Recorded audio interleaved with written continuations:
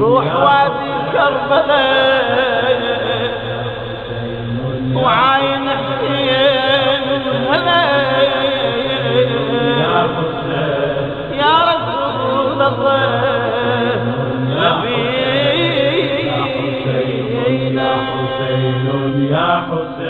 بسم الله الرحمن الرحيم. الحمد لله رب العالمين، والصلاة والسلام على سيدنا وعظيمنا وحبيب قلوبنا وشفيع نفوسنا أبي القاسم محمد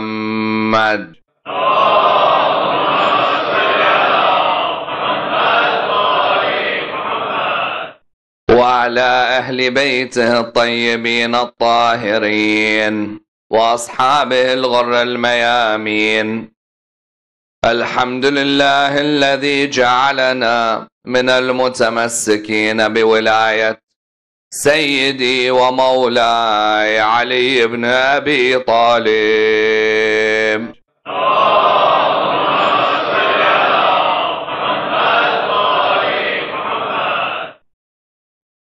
الحمد لله الذي هدانا لهذا وما كنا لنهتدي لولا أن هدانا الله.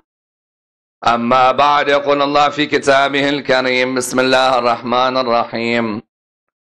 قل إن كنتم تحبون الله فاتبعوني يحببكم الله ويغفر لكم ذنوبكم والله غفور رحيم. The first of our loud salawat in honor of Rasulullah Muhammad sallallahu alayhi wa alihi wa sallam.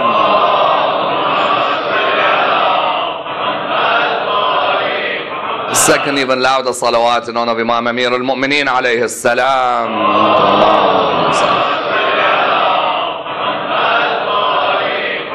The third with your loudest voices in honor of the Imam of our time, Imam Sahib al-Asri wal-Zaman. Allahumma salli alayhi.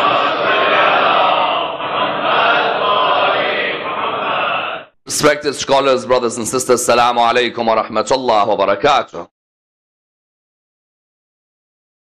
The biography of the Holy Prophet, peace be upon him, and his family is without a doubt the most important biography in the religion of Islam. His 63 years on this earth are viewed as the most important 63 years of any figure in the religion of Islam. But unfortunately, you find that until today, in many Muslim households, that there is a lack of study of the biography known in the Arabic language as the seerah of Rasulullah sallallahu alayhi wa alihi. There are still, until today, many Muslims who are not able to explain to you the whole of the 63 years. The man who Muslims revere the most, the man who, of course, Muslims admire the most, until today you find in many households we only know glimpses of his biography. If you were to ask many Muslims in the world today, tell me about the whole biography of the Holy Prophet, peace be upon him and his family, you'll find that they'll be able to tell you bits and pieces. The reality is that there is a need for us to dissect his 63 years in depth in order that we're able to meet a number of challenges. First and foremost, the main reason to dissect his biography in depth is because if a person wants Allah subhanahu wa ta'ala to love them and bless them, then it comes through understanding and following the biography of the Prophet, peace be upon his family. The Quran says, Bismillah ar-Rahman ar-Rahim, قُلْ إِن كُنْتُمْ تُحِبُّونَ اللَّهَ فَاتَّبِعُونِي يُحْبِبْكُمُ اللَّهُ. Say, if you claim to love Allah, then follow me, Allah will love you. The only way that I can truly love Allah subhanahu wa ta'ala is by following Rasulullah sallallahu alayhi wa sallam. And following Rasulullah sallallahu alayhi wa sallam can only come through a thorough dissection of his 63 years on this earth. That's number one. The second reason to dissect the biography of the Prophet, peace be upon him and his family, is because without a doubt he remains the most influential man in the whole of mankind until today. If you were to look Around the world today, arguably the most famous name named in many countries is the name Muhammad sallallahu alayhi wa sallam.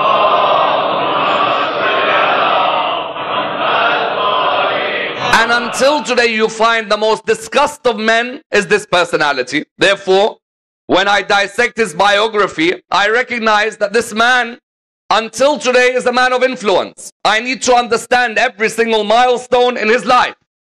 On the third level, he remains arguably the most controversial figure in human history. There is no man in human history who has as many controversies surrounding his biography as the Prophet, peace be upon him, and his family. Some called him a false prophet. Others called him a warmonger. Others called him a pedophile. Others called him a man of lust. All of these, I can only be able to reply to each of these accusations if I've dissected his biography. If I don't know his 63 years, when someone throws such a thing on me, that your prophet was, for example, a man who spread his religion by the sword, or your prophet married 9 wives, or your prophet married a young girl, or, the only way I'll be able to reply is by dissecting his biography. That's on the third level. On the fourth level, dissecting his biography allows me to answer my children's questions on his life. How many of us, if our children were to ask us about the 63 years that Rasulullah sallallahu alayhi wa lived on this earth, how many of us are able to answer all the questions that our children can pose? Reality is that the questions that our children pose today are questions that we could not ask when we were their age. When we were their age, A, we were not allowed to ask such questions. B, the internet opens up a world and a can of worms in relation to what they can ask. Therefore, when I dissect his 63 years on the earth, I'm able to meet the challenges that my children pose towards me. If my children ask me a question about him and I cannot answer them, then they'll go to another ideology, they'll go to another worldview, they'll go to another framework. Therefore, the dissection of the biography of the Prophet, peace be upon him, and his family, is of the utmost importance for these reasons. One may, in a way, say that part of the reason that we don't know much about the Prophet, peace be upon him, and his family, may be because of people in my position, rather than those under the minbar. Because the reality is that people in my position have to be able to open up the discussion of the seerah. If you look in non-Shia environments, many of them until today dissect the seerah of Rasulullah sallallahu alayhi wa. Go to Birmingham today, and you go to any of the mosques in Birmingham, or go around the country and go to any of the mosques of the non-Shia, there is a constant dissection of the biography of Rasulullah sallallahu alayhi wa. Take me to any of the mosques, they'll open up to you his biography. Who were his parents? What happened when he was a child? What were the milestones before he announced his prophethood? What happened when he announced his prophethood? What happened in the early days in Mecca? What led to the migration in Medina? What happened in the early years in Medina? What battles did he face in Medina? Which constitutions did he write in Medina? Who was he surrounded by? What happened towards the end of his life? Many of the non-Shia dissect these on a weekly basis. With us, many of us only look at his biography maybe once or twice a year. Even on a night like this, his shahada, majority of lectures are not looking at his biography. Majority of lectures on his shahada take a glimpse of his life and examine it. Naturally, in one night, a person cannot look at the biography of the greatest man to have ever lived. Maybe one may argue that in 200 lectures, 2,000 lectures, 10,000 lectures, you'll never be able to dissect his biography. But while you're not able to do that, the reality is that we live in a time where people are not waiting for that many lectures. Today, people want 2-minute WhatsApp messages. People want messages that are no longer than even 30 seconds. Therefore, we have to meet the needs of today. Either we could dissect his biography on a weekly basis, which is still a commendable thing, but how many have the time and how many have the concentration to be able to tune in, week out, for 3, 5, 10 years, or a person seeks to summarize the main parts of the biography of Rasulullah sallallahu alayhi wa alih. Therefore, if someone was to come and ask you, all of you today sitting over here, if I was to come and ask you, for example, give me a book which summarizes the biography of Rasulullah sallallahu alayhi wa alih, that you would give A to a non-Shia and B to a non-Muslim, which book would you give them? Ponder on that. You who every day say, Ashhadu anna Muhammadan Rasulullah sallallahu alayhi wa alih. Allah.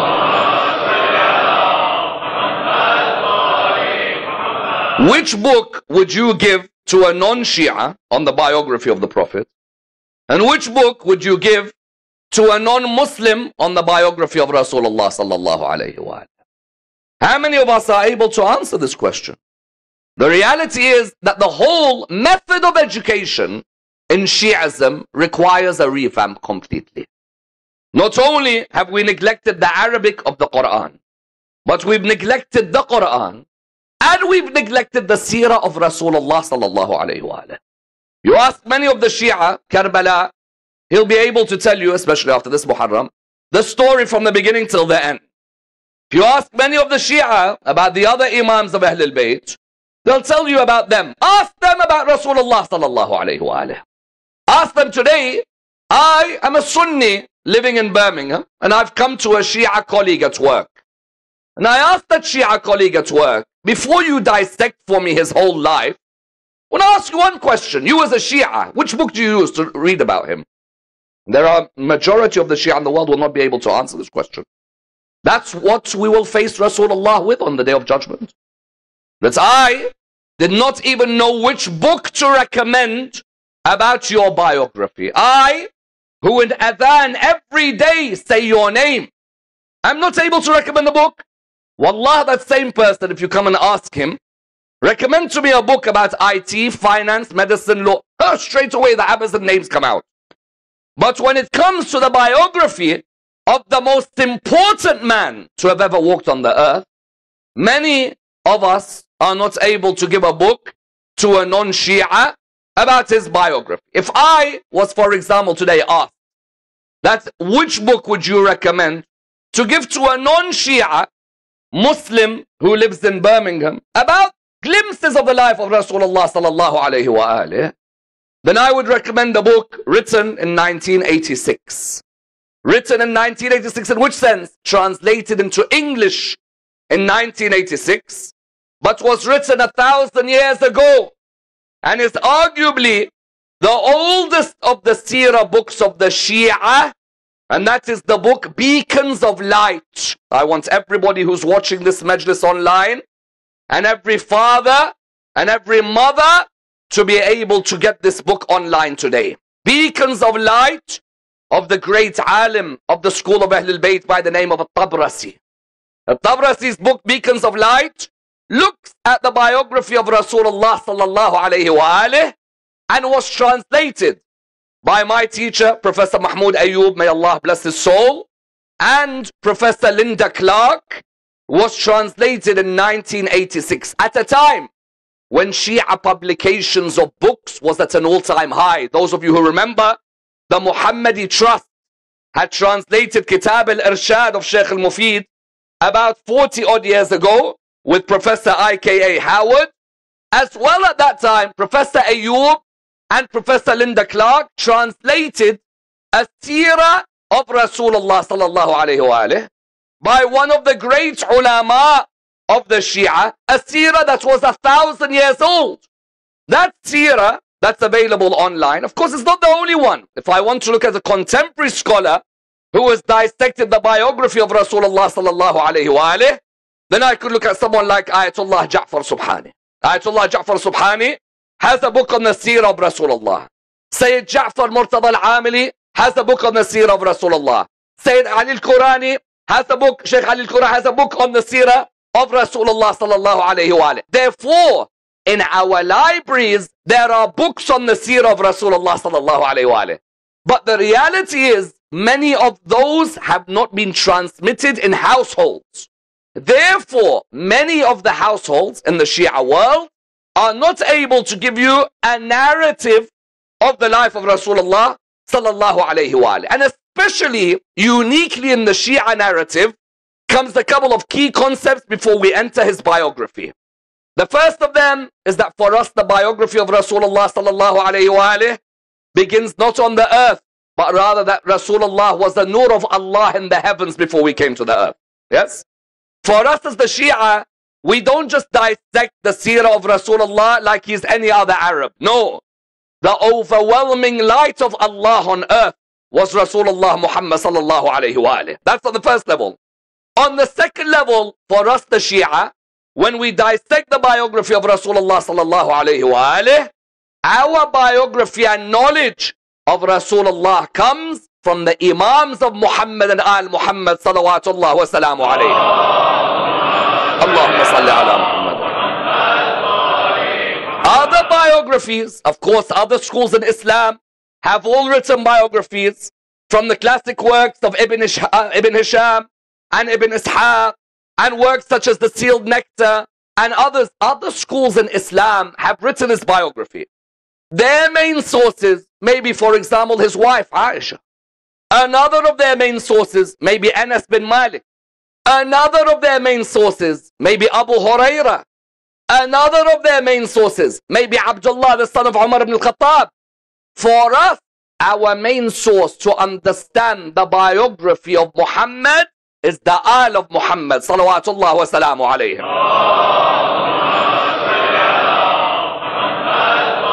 Someone might say, well, why do I have to focus on the Al? I could focus on the companions. I have no problem. You want to focus on the companions? There is no harm if you want to learn from them about his life. But for me, I believe that that family would be more aware of him than his companions.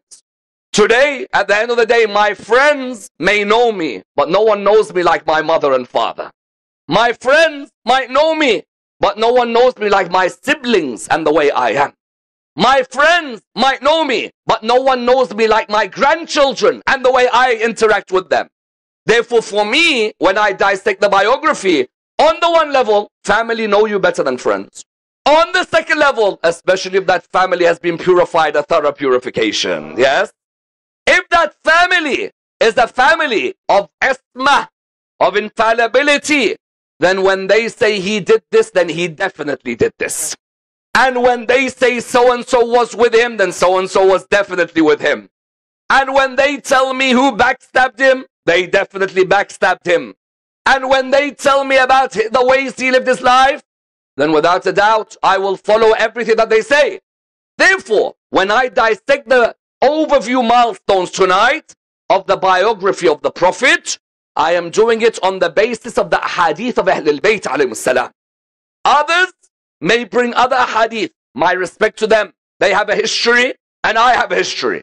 But my history, to me, is with the second of the Thaqalain. The Ahlul Bayt, alongside the Quran, are able to give me his biography better than anyone else. Let us tonight, in this majlis, examine the biography of Rasulullah sallallahu alayhi wa alayhi from the day that he was born until the day he died. And let us see what some of the milestones are that we're able to benefit from. The Holy Prophet was born in the month of Rabi' al-Awwal. He was born in the year 570. His mother was Amina and his father was Abdullah. Both of them were believers in Allah who never once committed shirk. Someone says, well, that's quite obvious. No, it's not. Non-Shia down the road from here believe in some cases, not all, but in some cases you'll find that they believe that Rasulullah's parents are mushrik. Say, what do you mean? Allah could not have chosen mu'min parents for Rasulullah sallallahu alayhi wa alayhi. So no, Amina, the mother of Rasulullah sallallahu alayhi wa alayhi, will burn in hell. And Abdullah, the father of Rasulullah sallallahu alayhi wa alayhi, will burn in hell. You say, why? Surely Rasulullah sallallahu alayhi wa alayhi's parents are mu'min. Said no. They say that there were no mu'mins or Muslims at that time. If Rasulullah sallallahu alayhi wa alayhi brought Islam, then before him there was no Islam. So therefore his parents, Amin and Abdullah, were both what? They were both mushriks. How do we reply? If there was, number one, no Muslims before Rasulullah, then why does Ibrahim say, and I am the first of the Muslims? Why does Yaqub say, and I am of the Muslims? Why does Dawood and Sulaiman say, and we are of the Muslims? Islam can be the noun or Islam can be the verb. If you're looking at Islam, the noun, or Islam, the verb, what's the difference? Islam, the verb, is the ones who submit to the path of Allah. Islam, the noun, is the name of a religion that was brought with Rasulullah. Every single prophet of Allah was Islam, the verb. Muhammad brought Islam, the noun. Yes? Every prophet of Allah submitted to the path of Allah subhanahu wa ta'ala. When today you call me a Muslim, I am a Muslim by name, and I have to be a Muslim by action. By name, I follow a religion. By action, I submit to the oneness of Allah. Amina and Abdullah, the parents of Rasulullah, were both known as Hanifs. What's a Hanif? A Hanif is someone who followed the path of Ibrahim alayhi salam. From Abraham, there was a line of people who remained on the path of what? On the path of submission to Allah subhanahu wa ta'ala. That path is known as the path of the Muslimin. These people, Abraham had made a covenant with Allah subhanahu wa ta'ala. When Allah said to Abraham, قَالَ إِنِّي جَاعِلُكَ لِلنَّاسِ إِمَامًا, I am making you an imam for the people. And Nabi Ibrahim replied, قَالَ وَمِن ذُرِّيَّتِي, how about my offspring? He said, قَالَ لَا يَنَالُ أَحْدِيَ الظَّالِمِينَ. How about your offspring? My covenant will not reach the unjust. Meaning that the covenant of following Allah and being guides on the path of Allah would continue on the path of Ibrahim alayhi salam. Number one. Number two, the Quran says in Surah Al-Shu'ara, Surah 26, verse 219, Bismillah ar-Rahman ar-Rahim, وَتَقَلُّبَكَ بِالسَّاجِدِينَ, and that you were of the lines of those who were constantly in prostration. Rasulullah, when the Quran said this, it meant that his lineage was a lineage of people who had only done sujood to Allah subhanahu wa ta'ala. Those people had never, ever in their life done sujood to other than Allah subhanahu wa ta'ala. Hence in ziyarah, what do we say about Imam al-Hussein alayhi salam? Ashhadu annaka kunta nuran fil aslab al-shamikha wal arham al-mutahhara lam tunajjiska al-jahiliya وَلَمْ تُلْبِسْكَ مِنْ مُدْلَهِمَّاتِ. What does this mean? I swear that you were pure light in all the loins, and that ignorance of shirk never touched your line whatsoever. The line of Rasulullah, therefore, was the line that shirk had never touched. His mother Amina, his father Abdullah, they were the purest of mu'mins. Never had shirk touched them. Other schools in Islam, what do they say? They say we love him, but his parents are burning in hell. We say no. Our Imams say, Rasulullah sallallahu alayhi wa alayhi, his parents were devout monotheists on the path of Allah subhanahu wa ta'ala. That's why when someone comes and tells me that us and other Muslims all have the same prophet, yes, by name we do, but there are clear differences in some of what we believe. Therefore, the mother was Amina. The father was Abdullah. Abdullah and Amina, what happened? Abdullah died while Amina was pregnant with Rasulullah sallallahu alayhi wa alayhi. Rasulullah, therefore, was born an orphan. The Quran makes it clear. Bismillah ar-Rahman ar-Rahim. وَالضُّحَى وَاللَّيْلِ إِذَا سَجَى مَا وَدَّعَكَ رَبُّكَ وَمَا قَلَى وَلَلْآخِرَةُ خَيْرٌ لَكَ مِنَ الْأُولَى وَلَسَوْفَ يُعْطِيكَ رَبُّكَ فَتَرْضَى أَلَمْ يَجِدْكَ يَتِيمًا فَآوَى. Did we not find you an orphan, and we are the ones who looked after you? His father died while his mother was pregnant with him. Therefore, on the first level, when those people say, that's why is it that I'm living a difficult life?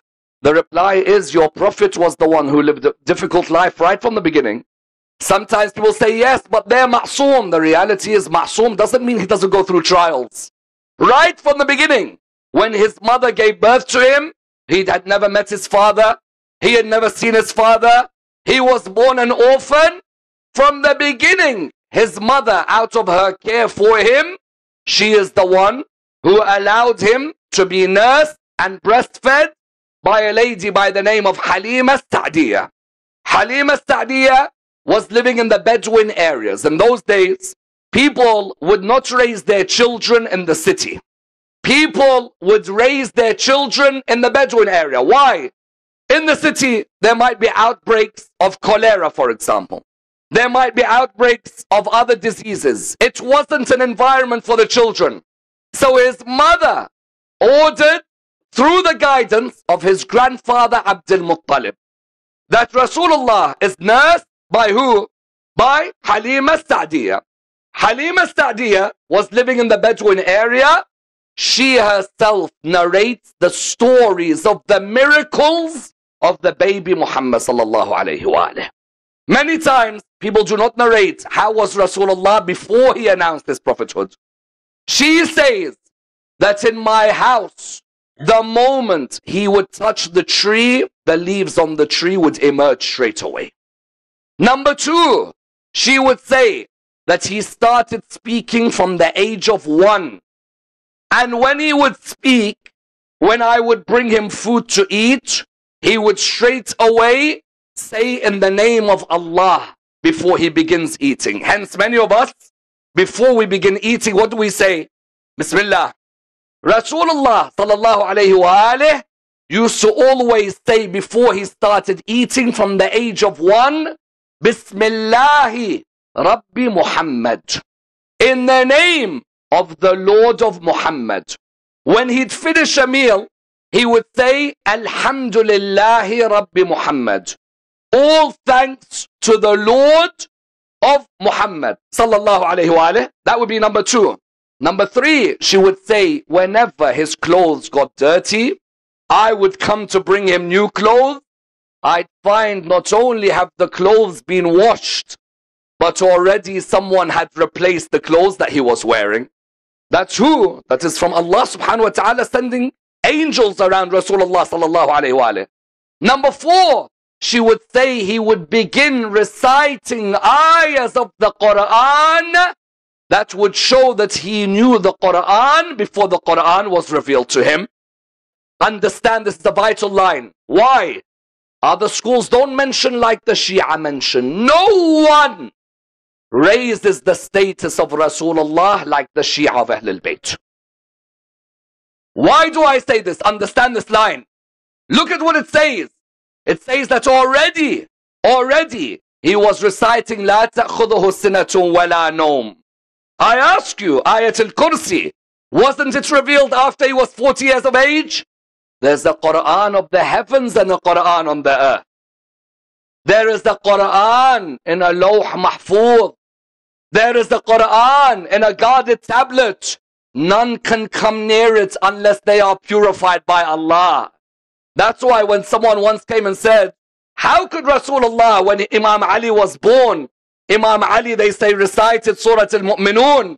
How could Imam Ali recite Surah Al-Mu'minun when he was born 30 years before the Quran was revealed? That's you not understanding the nur of Muhammad and Ali. Yes? Ali ibn Abi Talib with Rasulullah know the Quran before the Quran came down over here. Therefore, you found Rasulullah sallallahu alayhi wa alayhi would be reciting the Quran. Further than that, Rasulullah sallallahu alayhi wa alayhi not only recited the Quran, when Halima would sometimes be given some sadaqah to buy food for him, as she was bringing the food, he would say to Halima, we Ahlul Bayt do not take sadaqah.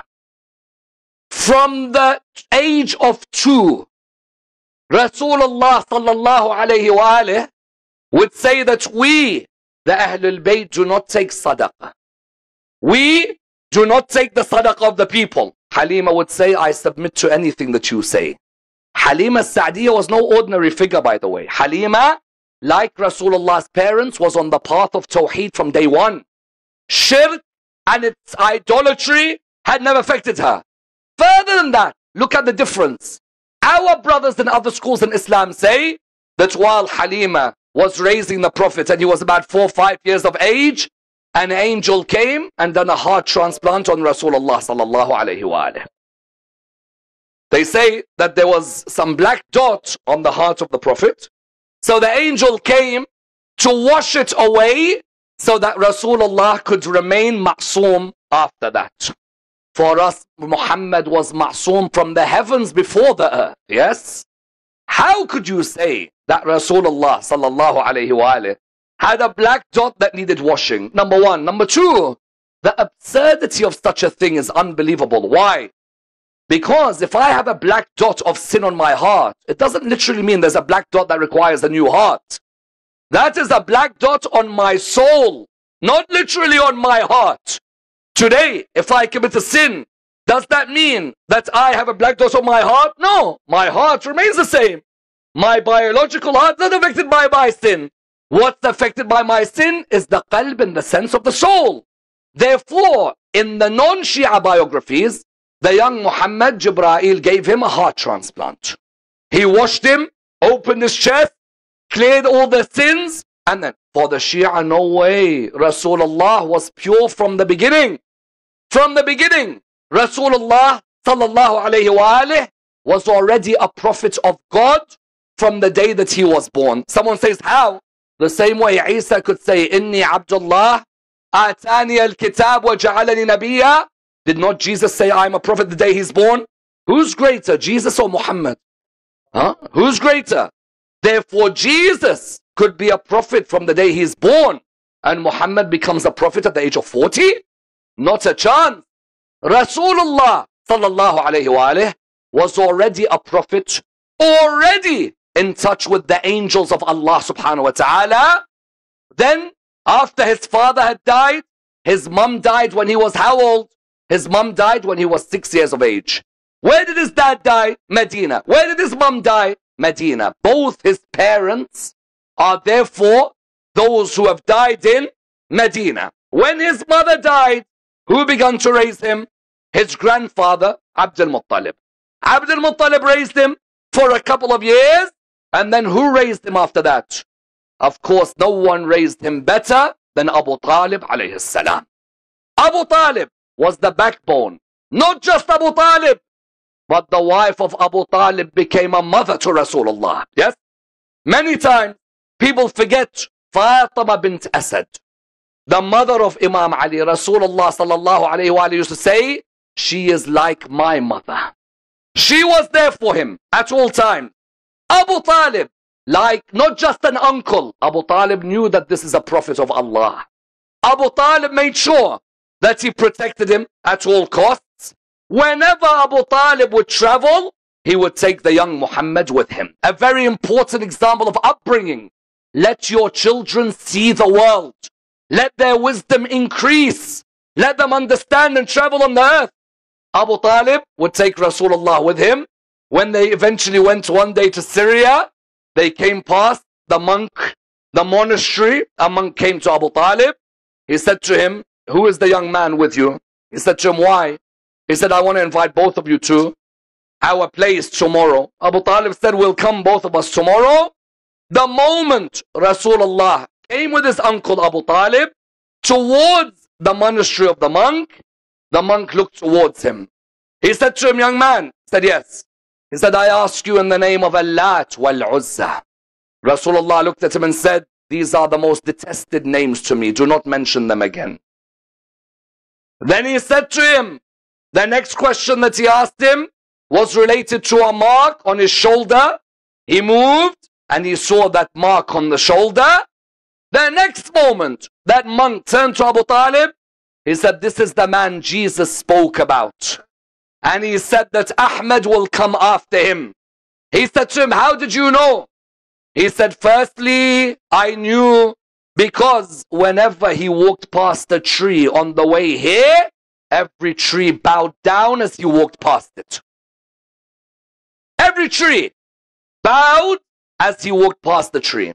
Secondly, when I said to him, Allat wal Uzza, the idols of Quraysh, I noticed that he got angry. And only a prophet of Allah would be angry when idols are mentioned and worship besides Allah subhanahu wa ta'ala. Number three, I saw the marks of prophethood between his shoulders. I knew that that definitely is the prophet who Jesus spoke about in the Bible. Because you know the Quran mentions that in the Bible that Jesus already said, after me will come Ahmad.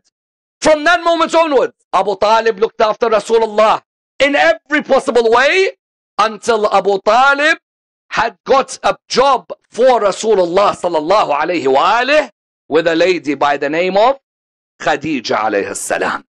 Khadija, as the lady who had run her business, employed Rasulullah sallallahu alayhi wa alihi. Did Rasulullah say, but I receive communications from the heavens, I'm a prophet of God, I do not work? One of the highest levels of worship in Islam is to earn a lawful living. That is ibadah.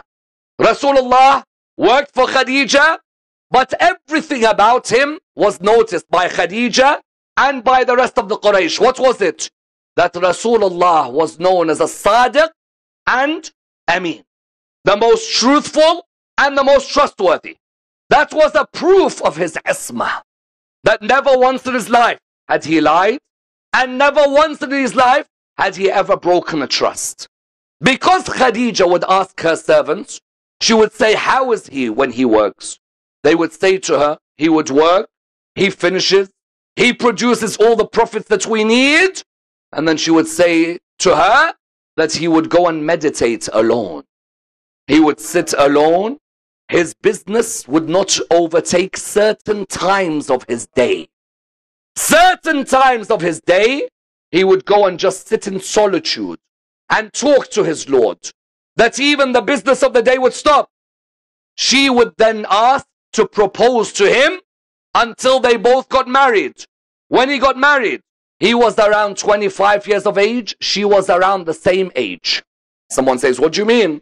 We read his biography that Khadija was 40. This is not our Shia biographies. Someone says, why? Remember, when you are another wife and you want your age to look better than hers, or you want to make Khadija look bad, so what do you say? The lady of the swollen gums, the lady who was old. No. 25 and 40, no. Khadija was around the same age as Rasulullah sallallahu alayhi wa alayhi. Maximum a couple of years older, not more than that. Remember, our biography is a Shia biography. I don't need to fall for biography written by royal families. I have biographies of Ahl al-Bayt alayhim salam. Yes? Ahl al-Bayt, 25, Khadija 25, 26. Who did they get to read the nikah of Rasulullah sallallahu alayhi wa alayhi? Who? A kafir? No one else could read his nikah? A kafir? Me and you who will achieve nothing in life religiously compared to them, we will get a nice Maulana. Yes? Someone who looks pious. He's grown a nice beard. He's got a nice turban. Say, Maulana, please, you do the honors. Rasulullah, the greatest creation of Allah, could not get a Maulana, and I can. I can book a Maulana, and Rasulullah could not for his nikah. Rasulullah, who did his nikah? Abu Talib alayhi salam. Abu Talib. Why? Rasul didn't just look at Abu Talib as his uncle. He looked at him as one of the disciples and successors of Nabi Isa alayhi salam. That was how high he viewed him. Abu Talib read the nikah of Rasulullah sallallahu alayhi wa alayhi. Rasulullah married Sayyidah Khadija alayhi salam.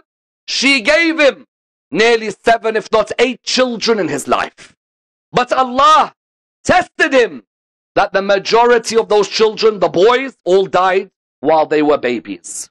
Imagine, I could face the test that my wife could miscarry. Once, twice, my baby could even die, and I may turn around and say, where's God? Where's that merciful God? Muhammad never once complained to God about what he saw. His baby died. His baby died. Another baby died. Not once. And the Arabs would mock him eventually. Therefore, Rasulullah reaches this age. How old is he now? We haven't even reached the age of 40. In Arabia, he is Sadiq Amin. He has a wife now. He has children now. And now on top of that, the whole of Arabia respects him highly. Why? 2 reasons. Number 1, when there was a covenant and league of justice that was created. Arabs in the past from Yemen, when they'd come to Mecca, the Meccans would scam them. An Arab would not have anyone to align with. If I got scammed by someone in Mecca and I don't have a tribe who could protect me, then that scam goes through. Rasulullah sallallahu alayhi wa formed with others of the Arabs at that time a league of justice like we call trade unions. Yes? We have trade unions, we have ombudsmen, we have people who you could go through who are regulatory authorities. Rasulullah at the age of 20 organized the committee for the rights of the justice of the people who've been treated unjustly.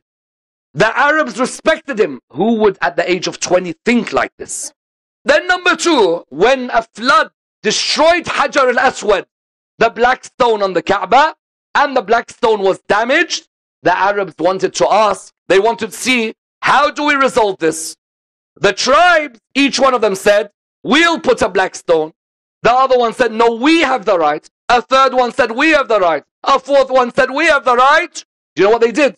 They got a tub of blood and they put their hands in the blood and they said, we'll have a punch up with each other. Whoever remains alive will place Hajar al-Aswad into where? Into the Kaaba. Rasulullah turned around to them, they saw him. He said, look, I suggest that each one of us holds a corner of Hajar al-Aswad instead of having a fight and punch up with each other, and we'll place Hajar al-Aswad back in its position. And that's exactly what they did. And they respected him for that. Therefore, all this way, Sadiq, Amin, League of Justice, happily married. He also placed the black stone. It was all this idea until he came to the age of 40. At the age of 40, what happened? He had an epileptic seizure.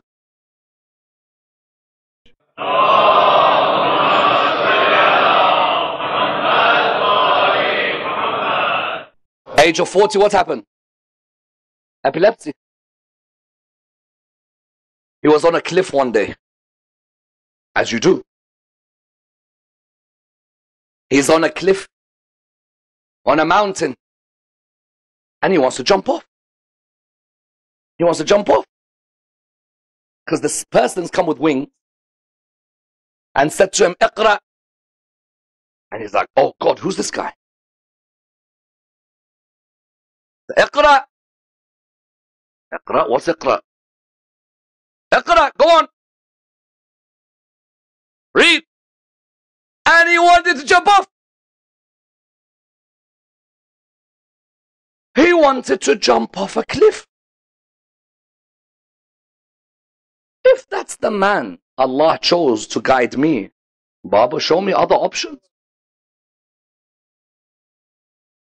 I, who has never ever known what it feels like to meet Jibreel and Mikael.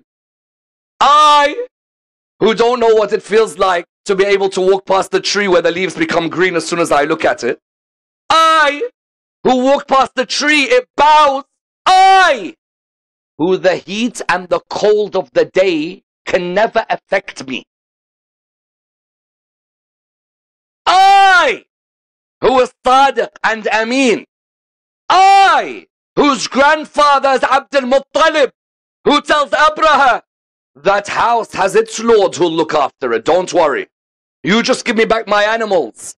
I, who come from that line, at the age of 40, I want to jump off a cliff?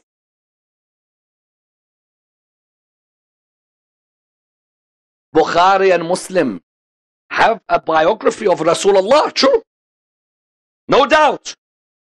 When Jibreel came and said, Iqra, what is the tafsir of that surah? The tafsir, they say, is that Rasulullah, when he was told Iqra, he got so confused and so baffled with what was going on, he wanted to jump off the cliff and commit suicide. And how did he find out that he was a prophet? He found out that he was a prophet. How? By going to the house of Khadija. He was like to her, listen, I was about to commit suicide tonight. And she was like, really? He's like, yeah, I think that, you know what? I think that the message has come to me now. So she's like, let's go and verify it. I've got a cousin called Waraqah. He'll verify if you're a prophet. He's a Christian. Hold on, let me just pause here and rethink my life. 1 second. The prophet of God is not sure if he's a prophet. He's not sure if Satan's taken him over. What do you think? Salman Rushdie wrote the satanic verses. Why? Why? Why does Rushdie write the satanic verses? Well, he's using Islamic literature. He didn't just make it up. Non-Shia say that Rasulullah sallallahu alayhi wa alayhi could be affected by shaitan. Hence the book, the Satanic Verses. Because the Satanic Verses discusses the ayat that were revealed to Rasulullah, which were confused by him with whether it was shaitan or Allah. Now you understand why it's important to look at biography from Ahlul Bayt? If I was raised with the biography not of Muhammad al-Baqir or Ja'far al-Sadiq, I don't know which prophet I would know.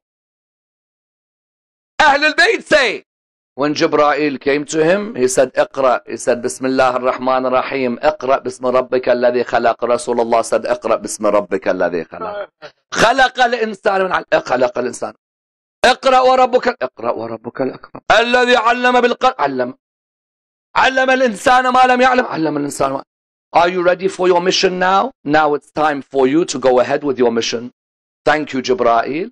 I will go back home to Khadija and tell her which epilepsy, which seizure, which suicide. Relax, ya Habibi, when you write a biography. Rasulullah, if he was having seizures, how could I trust Rasulullah for the rest of his life? Then I wouldn't know when shaitan's affecting or no. Rasulullah for us is protected by Allah subhanahu wa ta'ala.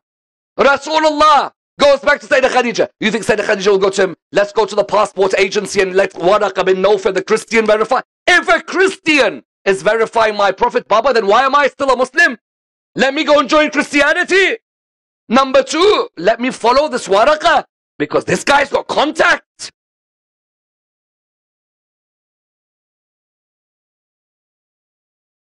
Rasulullah did not know he was a prophet. Only the Shia say from the day he is born, he was a prophet of Allah subhanahu wa ta'ala. Someone says, but said, Ammar, you said that at 40 he announced he's a prophet of Allah. He knew. What's the proof that he knew? Didn't we say in my lectures in Shahr Ramadan here, in this center, did I not say the khutbah from Nahj al-Balagha when Imam Ali said, me and Khadija used to be with him when he used to go? And he used to pray in the Ghar of Hira. There was only 3 of us who were there. And we would see the light of revelation. We would smell the fragrance of prophethood. Rasulullah, therefore, announced this prophethood at the age of 40. When he announced, he had that da'wah known as Da'watul Ashira. That Da'watul Ashira was the public announcement. That public announcement was what? Public to his family at first only. From that moment, he did something which was the first thing he would do it. And he would do it a number of times. And what is it?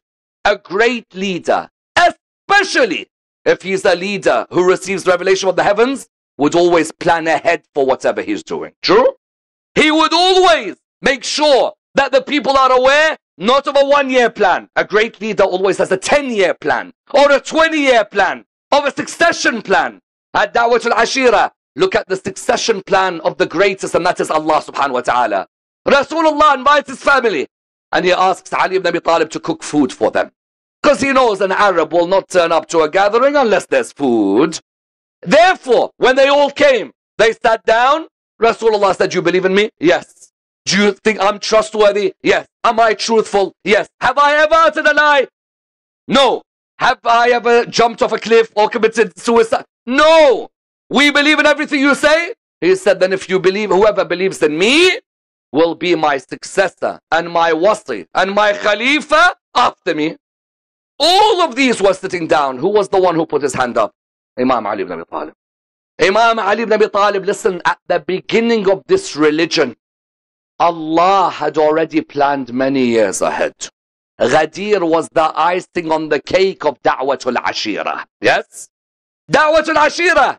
Who's the first? Imam Ali put his hand up. I am with you, Ya Rasulullah. I am with you. I am with you. Rasulullah said, oh Ali, you are my Khalifa and you are my Wasi after me. At that moment, Abu Lahab and others began their campaign against the Prophet, peace be upon his family. Who do you think was Rasulullah's worst enemy? Two ladies, ironically. Two ladies. Who?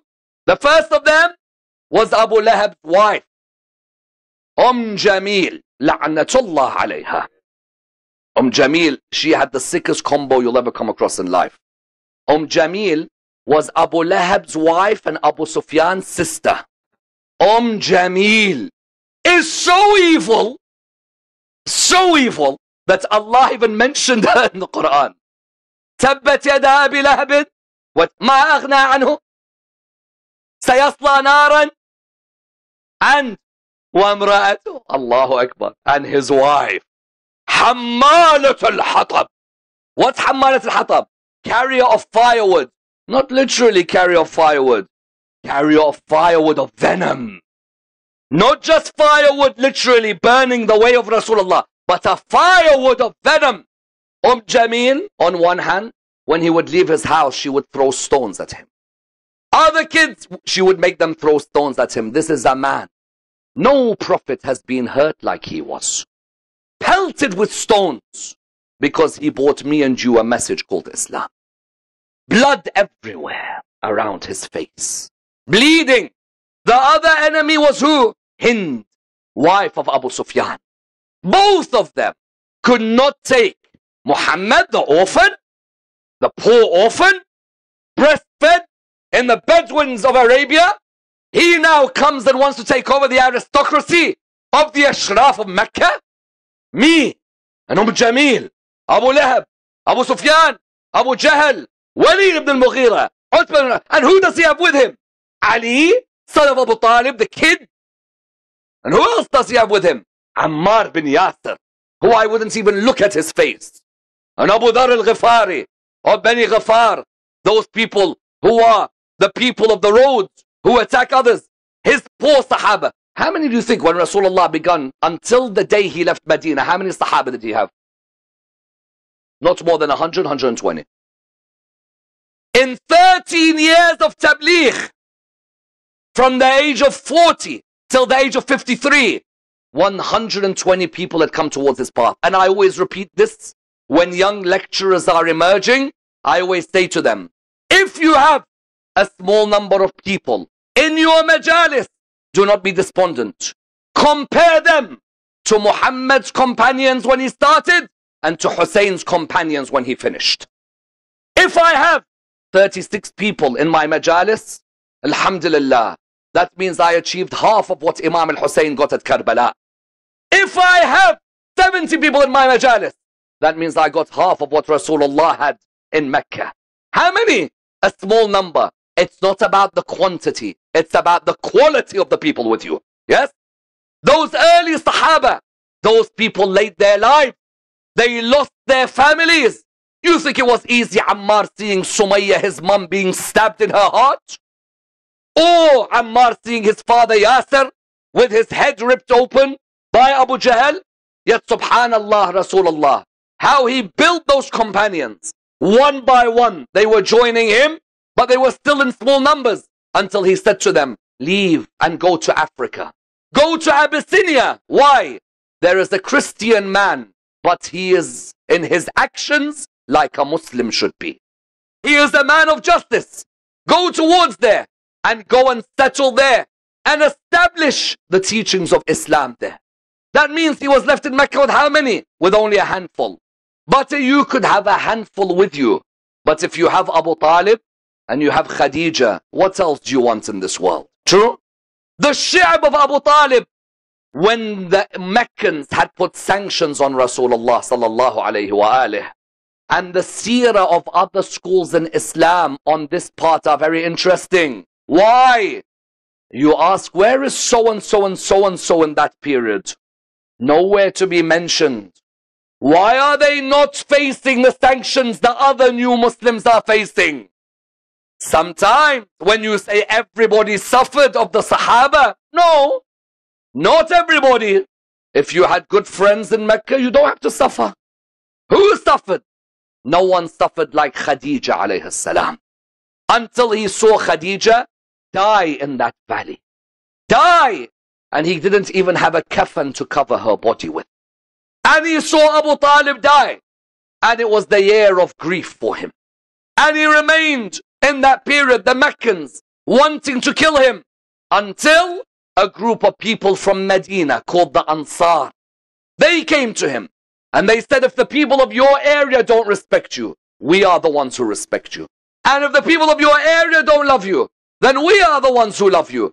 And they came and they pledged 2 pledges. The first pledge of Aqaba and the second pledge of Aqaba. They said to him, you'll come to Medina. And in Medina, we are the ones who will look after you, Ya Rasulullah. And we are the ones who will stand with you.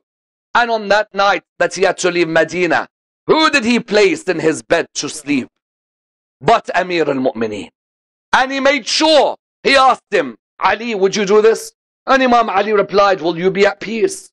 He said, yes. He said, then my nafs is for your nafs. My ruh is for your ruh. I'll happily sleep there that night. He eventually reached the outskirts of Medina. He wanted to enter, but he waited and waited. Why? All of these were signs of succession. They said to him, Ya Rasulullah, enter. Abu Bakr said to him, why do we not enter? We are now on the outskirts of Medina. He said, I will not enter until Ali ibn Abi Talib comes to Medina. When Ali comes to Medina, only then will I enter. Eventually, Imam Ali came. And eventually, Rasulullah entered Medina. And what did he do when he entered Medina? The first thing, he knew there were Christians and there were Jews. There were churches and there were synagogues. And he wrote a constitution called the Constitution of Medina. Every Jew can worship in their synagogue. No one can touch their worship. This is what we call pluralism of a social nature. That I live in a society where I respect the people of other religions and their worship. Synagogue remains. Church remains. Mosques remain. All of these places will remain. So they bought there, the church. They allowed the people of the church to remain. They allowed the people of the mosques. They allowed the people of the synagogue. He did a constitution of Medina. No Muslim can harm a Jew. And if any Jew has been harmed by a Muslim, they bring him to me, we will punish that Muslim. No Christian can be taunted or mocked for their belief. And if anyone touches them, then they are to be punished. That constitution was a document to allow the people of Medina to feel that they were either brothers in faith or equals in humanity. That they were able to live with each other in a social pluralism. But that meant that the Quraysh were losing power. And so the Quraysh began a series of wars against Rasulullah sallallahu alayhi wa alayhi. Many times people ask about the fights of the Prophet. The fights of Rasulullah, when people say to you, Muhammad, your Prophet was a man of the sword. Firstly, in 13 years of Mecca, never once did he raise a sword. Secondly, when he did raise a sword, it was in a way which is logical for all humans. And that is, when you are being attacked, it's your right to defend yourself. The battle of Badr was the defense of Rasulullah sallallahu alaihi wasallam. He was defending himself. The battle of Uhud, defense. The battle of Khandaq, defense. The battle of Khaybar, defense. In all that time, Rasulullah sallallahu alaihi wasallam, in every battle, was defending himself. The Quraysh would not stop with their plots, one after the other, from every single angle, and Rasulullah would defend himself. But he faced another problem. What was it? It's one thing when the enemies are outside your religion. It's another when they're inside your religion. The biggest test are those inside. The moles, the deceivers, the backstabbers. Allah subhanahu wa ta'ala eventually revealed to him a chapter called Surah Al-Munafiqun. Why would the chapter be called Munafiqun? For what reason? It highlighted not everyone around him is sincere. If everyone around him was sincere, there's no need for a chapter called Munafiqun. Because many times people come and say to you, but he saw the Prophet, but he ate with the Prophet, But he looked at the Prophet. But he walked. If that was the case, and that's the criteria, why would God reveal a surah called Munafiqun? Because of the fact that in that government, the Prophet was surrounded by who? By hypocrites. Sometimes those hypocrites begin to affect your judgment. But it never affected his judgment in the slightest. How? He maintained being a mercy to mankind. How? When he conquered Mecca, he had the chance to kill all of those who had hurt him. Didn't he? He could have lost focus. But the man, the Quran said, وَمَا أَرْسَلْنَاكَ إِلَّا رَحْمَةً. We did not send you except as a mercy to the worlds. Every single creation of Allah is benefited by the rahmah of Rasulullah sallallahu alayhi wa alayhi. What happened? How?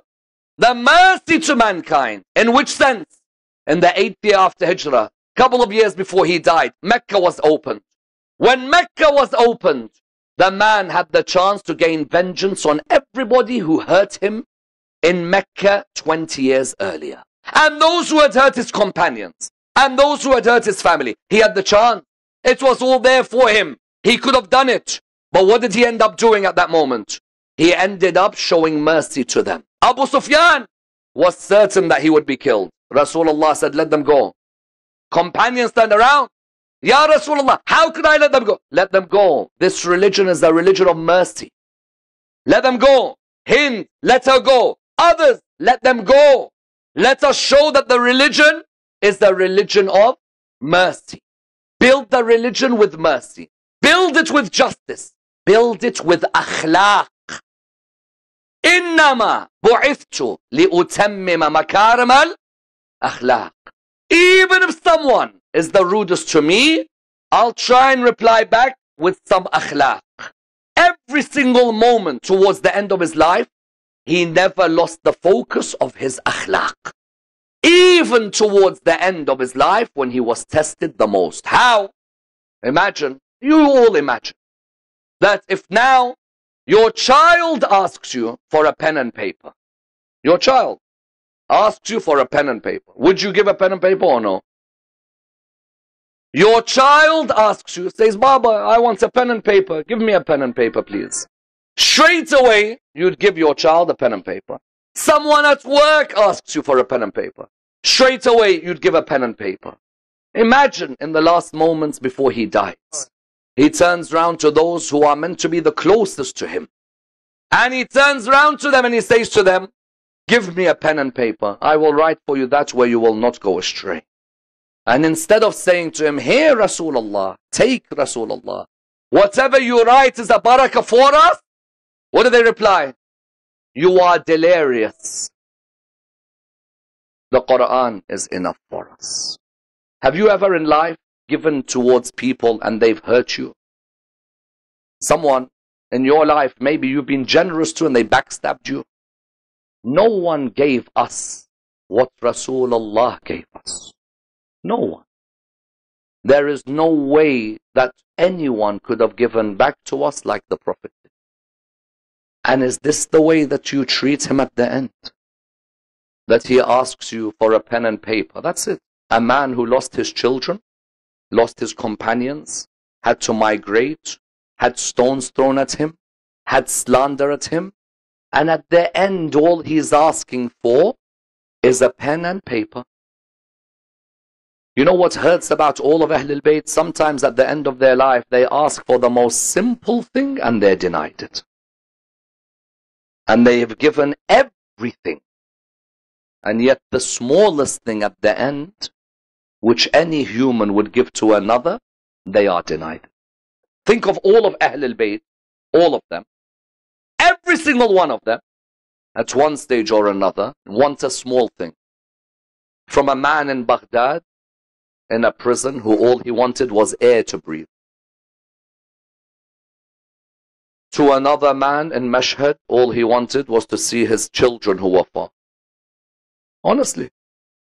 To another man in Karbala, and all he wanted was a drop of water. In life, if at the end of your life, you feel that people have hurt you who you've given so much to, know that Al Muhammad, the most basic things they wanted at the end, they were denied. Give me a pen and paper and I will write for you that where you will never go astray.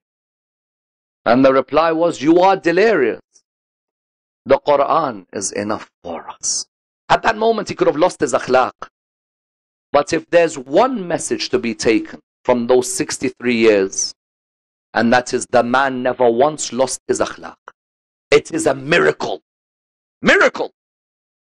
I've always said that the miracle of Hussein at Karbala, in my eyes, was that in 12 hours, the man never once lost his discipline or his principles at any time. I defy you on the 10th of Muharram to show me Imam al-Hussein losing his principles once. Whether he had many arrows on his body, didn't lose. Whether he was kicked, didn't lose. Whether he lost his children, didn't lose. Never. Do you know where they got that from? That's why he said, Hussein is from me, and I am from. Why?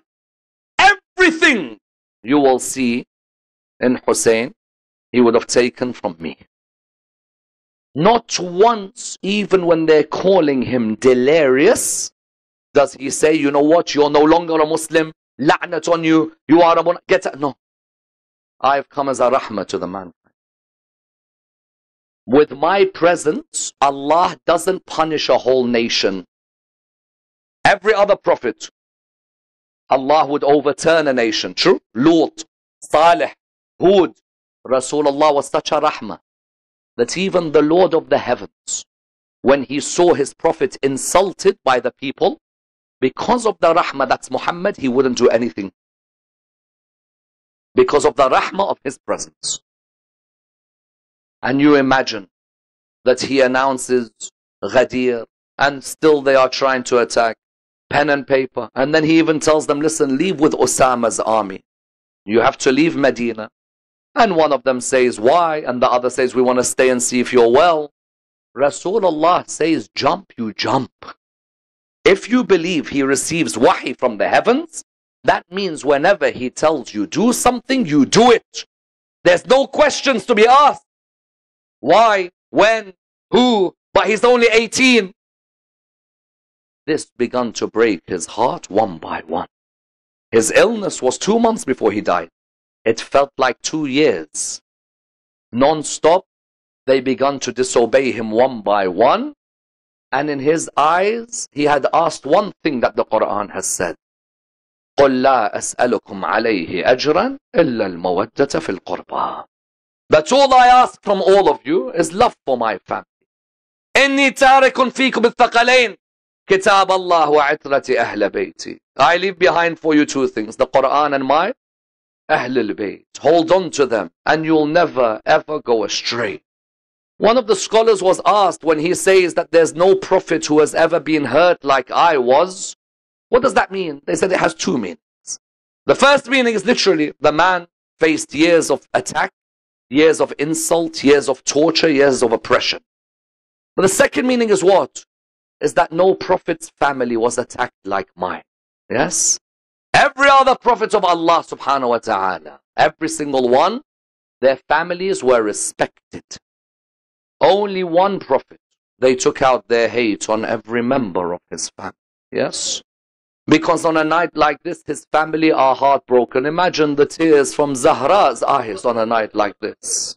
Wallah, take your heart. Any daughter who has seen her father in his final moments, ask any daughter who was close to her father, how did you feel in the final moments? Imagine the heart of Fatima al-Zahra on a night like this. Fatima al-Zahra alayhi salam, she came near him, he whispered something into her ear. Yes? When he whispered into her ear, the narrations mention what? The narrations mention that the moment he whispered it, she began to smile, she began to cry, and then she began to smile. They asked, why is it that Fatima cries, and why is it that Fatima smiles? People began to ask this question. As for the crying, it's because he told her shortly, I will leave this world. And without a doubt, within a few moments, he was in the lap of Imam Amir al-Mu'mineen alayhi salam. And while in the lap of the Amir, he looked into the eyes of Imam Ali ibn Abi Talib and said to him a couple of things. What were they? The first of them is, O Ali, remain patient with what you're about to see after I die. Allahu Akbar. I ask you, when that door was pushed, what sabr did Mawla have when he saw the door pushed in his house in Medina? Yes, he said to him, have patience with what you're about to see. And then he said to him, what? Then he said, I leave that Fatima as an amana with you. Look after her and see what she's gonna see, and look at the suffering that she's gonna face. It's as if when he hugged Fatima, Rasulullah felt the rib of Fatima as she came to him. I say to him, Ya Rasulullah, I wish you had seen that nail as it pierced her rib. I wish you had seen when she lay on the ground on that night. Yes. Ya Rasulullah, I wish you had seen the state of your daughter miscarrying her baby. That pain of Rasulullah that had overtaken him on that night. He then said, bring me Hassan and Hussein. Where are they? I want to touch them one final time. I want to hug them. When he brought Imam al-Hassan, he kissed Imam al-Hassan alayhi salam. Then he kissed Abu Abdullah as well. Yes. He kissed Abu Abdullah on his neck and then kissed Abu Abdullah on his chest. Why would he do that? There must be a meaning in everything Rasulullah does. As for the kiss on the neck, because he knew that one day Shimr would hold the neck. Allahu Akbar. But as for the chest, because he knew that one day they trample on the chest of Hussein in Karbala. There's someone else in those final moments many forget on a night like this, yes? On a night like this, Fatima's on her father, Imam Ali is on his prophet, Hassan and Hussein are there, but there's a young Zainab there as well. Allahu Akbar. Zainab on that night holding Rasulullah, calling out Jaddi ya Rasulullah. On that night when she called out, at least Imam al-Hussein was next to her, yes? And Imam al-Hassan was next to her. And her mother was next to her, and her father. I ask you, on nights like this, who was with Zainab when she returned from Sham? All of you know where I'm heading. When Zainab came back to Medina, she went to the grave of Rasulullah. When she came near, there was no longer Hussein or Hassan, no longer Fatima or Ali. Zainab alone by the grave. Ya Rasulullah, where were you? Where were you when the men began to attack our woman? Ya Rasulullah, where were you when your beloved Hussein's chest was broken open? Ya Rasulullah, where were you when the children were made to run from one tent to another? Inna lillahi wa inna alayhi raji'un. Let's raise our hands, my dear brothers and sisters. We pray to Allah subhanahu wa ta'ala to raise us with Muhammad and al-Muhammad. Ya Allah, raise us with the Imam of our time, Imam Sahib al-Asr wal-Zaman. Ya Allah, allow us to be amongst the companions of the Imam. Bless us with the ziyarah of Rasulullah sallallahu alayhi wa alih, and the shafa'ah of Rasulullah sallallahu alayhi wa alih. Allow us to get closer to the seerah and the sunnah of your Prophet, Ya Allah, and to follow his message in this world and the hereafter, to be alongside him. We pray to Allah subhanahu wa ta'ala the Surah Al-Fatiha for the marhumeen of this majlis, but before it, the loudest of your salawat.